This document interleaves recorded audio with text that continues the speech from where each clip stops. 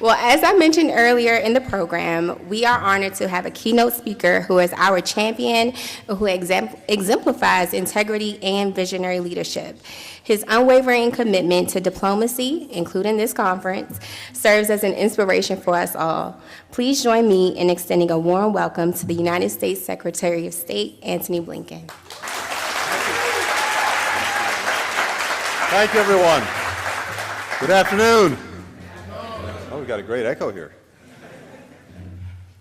It's wonderful to see so many of you here. I know we've got a lot of folks online, too. And I just want to, first of all, welcome you to the State Department.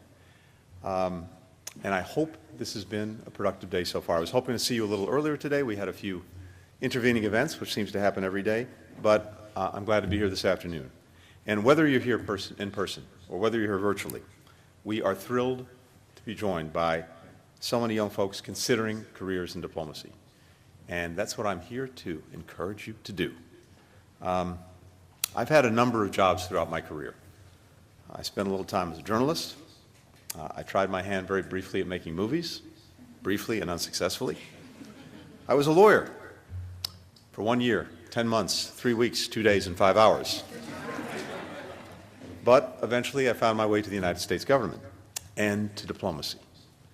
And what I've discovered over more than 3 decades now of being engaged in this is that even on the toughest days, and there are a few, it is incredibly meaningful to go to work every day trying to advance the interests of the American people by making the world in which we all live just a little bit safer, a little bit more secure, a little bit healthier, a little bit more full of opportunity. And that's what our foreign policy is all about, or at least what it aspires to be all about. And in many ways, what we do here is more important, more urgent, and requires us to engage on more things than ever before, certainly more than ever in the 30 or so years I've been doing this. You all know this, and I can see it from all the phones that are out here. Technology is transforming everything, from how we live to how our economies function. Rising temperatures, pandemics, food insecurity, and other challenges all demand that we work more closely than ever before with other countries. As powerful as we are, as great the resources are that we have at our disposal, we simply can't do things effectively alone if we're really going to deliver for the American people. We have to find ways to work with others, to cooperate with others, to coordinate with others, if we're going to get the job done. And as President Biden likes to say, right now, in this moment, we are at an inflection point for our country and for the world. The decisions we make in this particular period of time are likely to shape the way the world looks, not just for years to come, but potentially for decades and generations to come.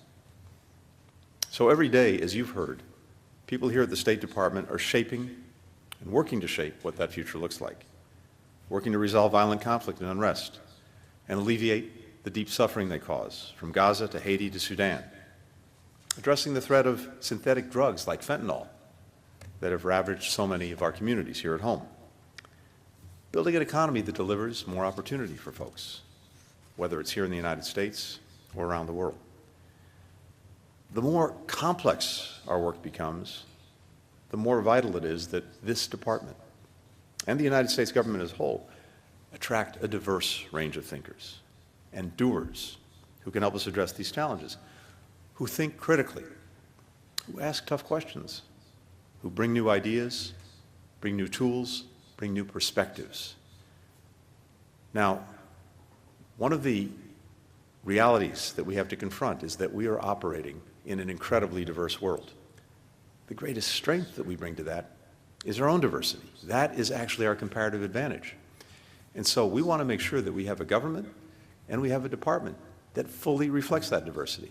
If we're leaving different experiences, different perspectives, different knowledge sets on the sidelines, we're actually shortchanging our foreign policy.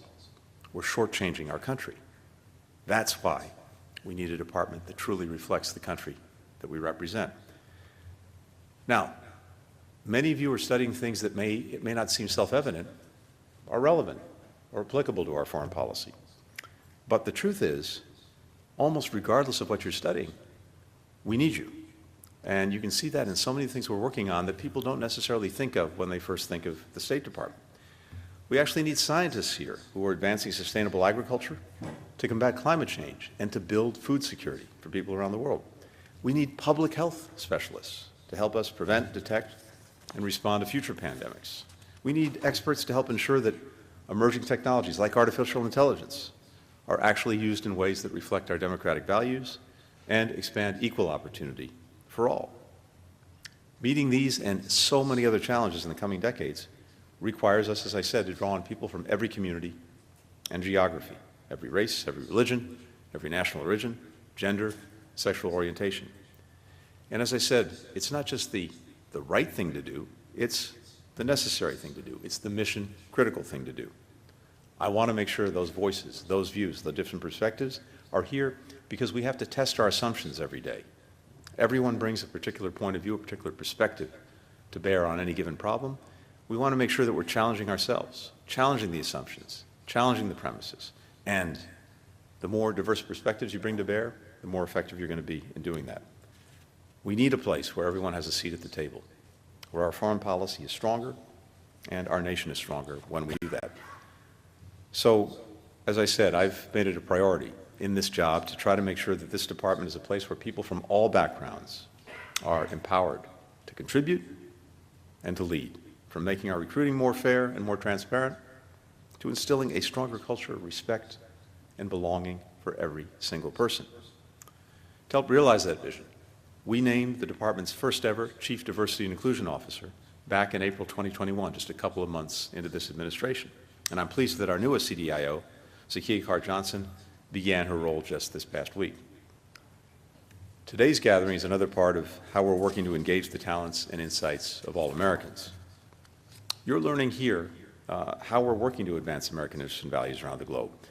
You're hearing from some remarkable leaders, like Ambassador Linda Thomas-Greenfield, our voice at the United Nations.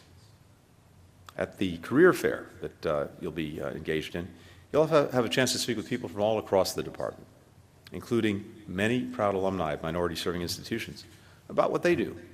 And I hope you can see in them, yourselves, all of the possibilities that are here and that hopefully you'll take a hard look at. And as you close out this day, I want to encourage you to ask a few things. How can your own experiences, your own skills, your own interests strengthen the work we do here? How can you help revitalize this institution for the century ahead? How can your own passion, your own commitment, help our country better live up to its highest ideals, whether it's here at home or around the world? In the coming weeks and months, hundreds of new Foreign Service professionals are going to take an oath to support and defend the United States Constitution. They belong to one of the largest cohorts of new State Department employees that we've had in over a decade. And I hope that today inspires some of you to consider joining them.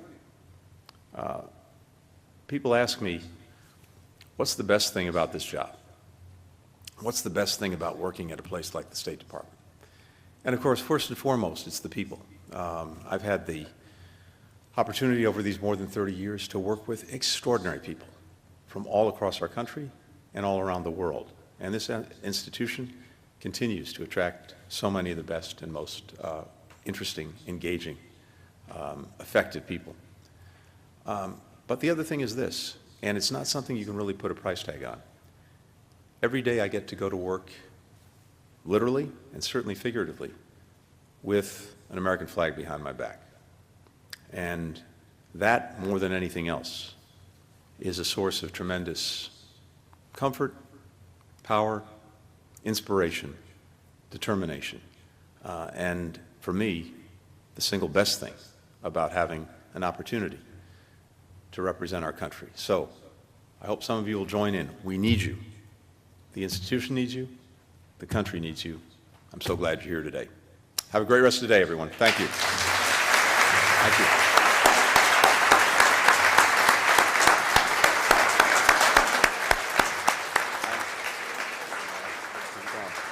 Thanks.